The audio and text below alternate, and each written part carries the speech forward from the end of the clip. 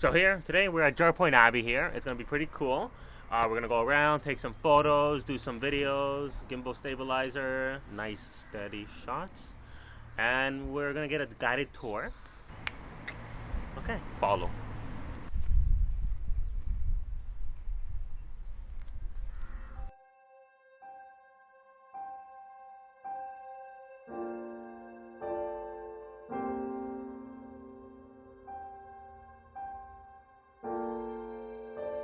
This order of monks look for a quiet place, away from the threat of man. The nearest towns didn't exist to this place at that period.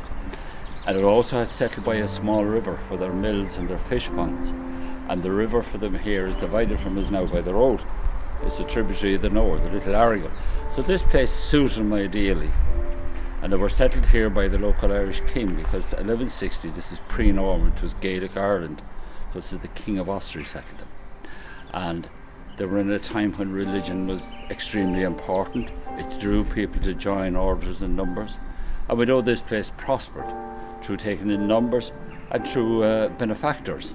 But then the Abbey's history, the living history, it comes to an end with the Reformation of Henry VIII. And this place then is closed under those orders in 1540. And what the record of the closure tells us, so what had happened here was they seized the property here. They took the roof off so it wouldn't be used again. They granted a pension to 6 old monks, and they're the only people who are mentioned, and those men are of course have to leave. The land that was attached to it at this stage amounted to 14,500 acres, and that was set in rent to the Earl of Ormond. So if you like, that's the end of it. Anybody living around here, having a religious life here. So that very extensive property then was gradually allowed to fall into ruin, because the man who gets it, he's only interested in gaining the land and having control of the land. And it's allowed to fall into ruin then until the middle of the 19th century. You get the Archaeological Society of Kilkenny here, and they make their first efforts to try and save and preserve things around here. And it's a national monument since 1880.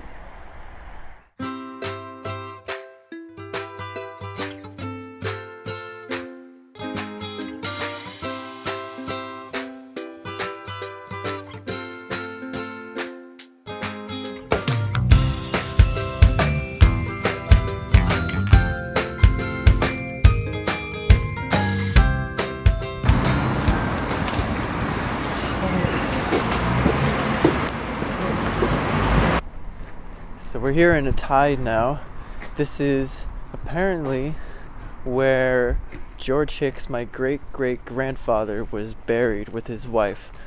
My great-uncle Dave gave me the address of a church, or the name of a church more like, and we're here now, but I don't see a graveyard anywhere.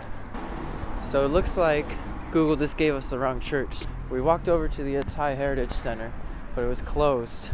But outside there was a sign with all the heritage sites, and St. Michael's Church was on the list. And we just had to walk the other direction. And if you look over in the distance, you can see the spire of the church in the distance, the big pointy one. So that's where we're heading now, and where we should find George Hicks' grave. So we found St. Michael's Church, but the whole thing seems to be locked up, I guess, because it's a bit late now. I'm hoping that it's open again tomorrow, but I don't know. If not, I'm going to have to hop some fences or something, because there's no way I'm leaving here without finding that grave. So I guess we're coming back tomorrow. Can you explain to us how our night was yesterday? The editing? Yeah, just... So last night, after we unsuccessfully tried to get into St. Michael's Church to find the grave, we went to a Safe Nights Ireland place where we could park the camper, and this time we were able to actually plug it in, so we were able to keep the camper warm all night. We borrowed a power cord from the inn, so we could plug it in right here. We plugged in our laptops, and we stayed up until 5 in the morning editing to get the first vlog out. We, until now, have been trying to think, well, we were planning on doing weekly vlogs, and just releasing whatever during the week.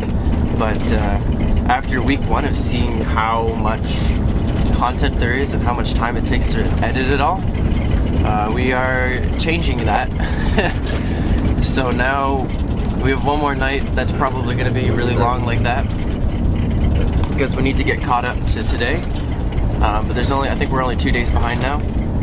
And then after tonight, we're going to be switching to daily or semi-daily shorter videos so that we don't go insane staying up until 5 in the morning every night editing. So it looks like we found our way in. The gate kind of just opened, and I guess we just missed it last night. But here it is. And now we need to go find the graveyard. There's gotta be a graveyard around here somewhere.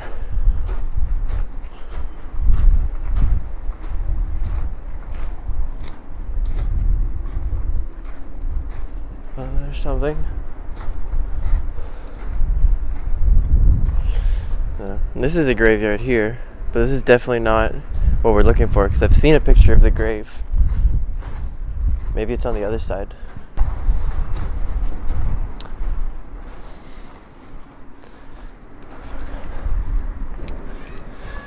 Okay, so still no graveyard, but it looks like this building here is some sort of visitor center or something. So we're gonna try going in and talking to people. We'll update you in a minute. What's your name, by the way? There now, huh? What's your name, by the way? John Murray. John. I'm Ryan. I'm the caretaker down there. In Sydney. Oh, okay. Yeah. Oh, that makes sense. I'm only here 2 years, 3 years. Oh, okay. I'm Do you- Ernest Shackleton, the explorer. Mm-hmm. He's a native of this town, really.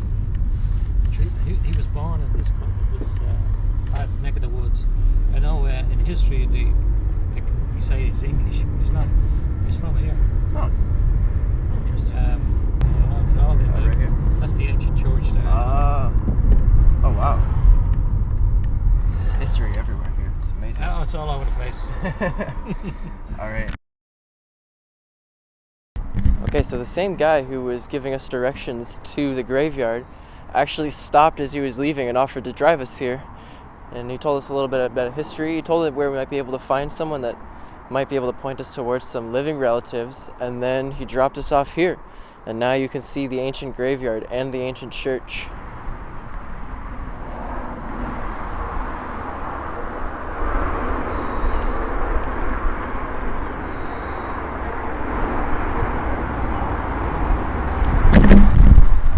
So I have a photo of George Hick's grave, and I guess we're just gonna have to start looking for anything that looks kind of similar. There's a lot of graves here. Hunting for a grave of one of Ryan's family member. I don't know. When he speaks, I doze out sometimes. It's boring. But seriously.